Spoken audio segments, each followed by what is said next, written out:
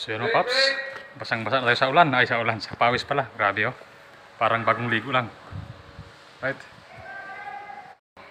Tapos ang gabi na magdatag sa kabila, sa farm. Dito naman kami sa bahay. Kakabit naman kami ito ngayon ng 4 na panel board. Papunta dyan sa bus bar. Yan, yung mga kasama ko. So, ang size ito, 4x50mm sword sa may ground na 35mm. Right, so yan yung mga kable. Kumikinang na tanso.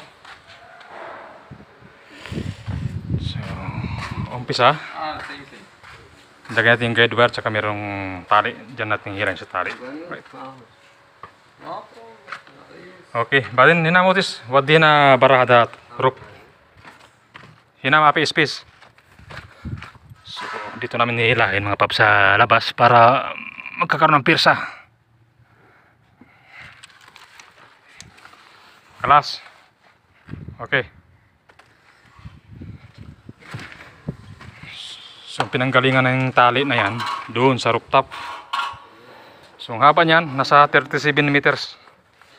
Right. So, dito namin hatakin. So, yan yung dagat mga paps. Malapit na yung dagat niya. Kaya, pag nag-humid, sobrang init dito talaga. Right.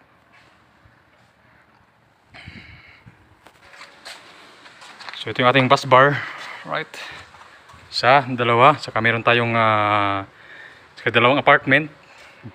Naka, ano to, kung sakaling next time ay paghiwalay niya. So, yan, nakaseparate na yan. So, yung ating tubo. Ayan.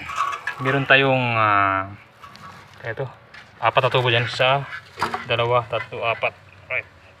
So, dyan manggagaling yung 4 na panel board.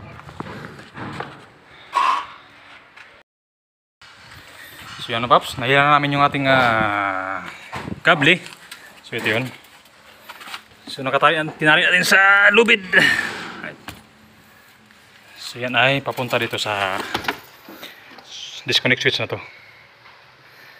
Tapos itong disconnect switch naman papunta man sa bus bar. So for the meantime, itong dalawang disconnect switch ay papasok sa bus bar. So 1 metro lang. So kasi dalawang apartment yan. So pagdating ng araw, pag nag-request na panibagong metro sa labas, so tatanggal sa bus bar at ililipat na lahat nito sa switch. Nga lang, ligo na sa pawis. Sobrang init, humid. Ito talaga yung panahon na hirap dito sa bansang Saudi ngayon. Tali. Mujud engineer, ha?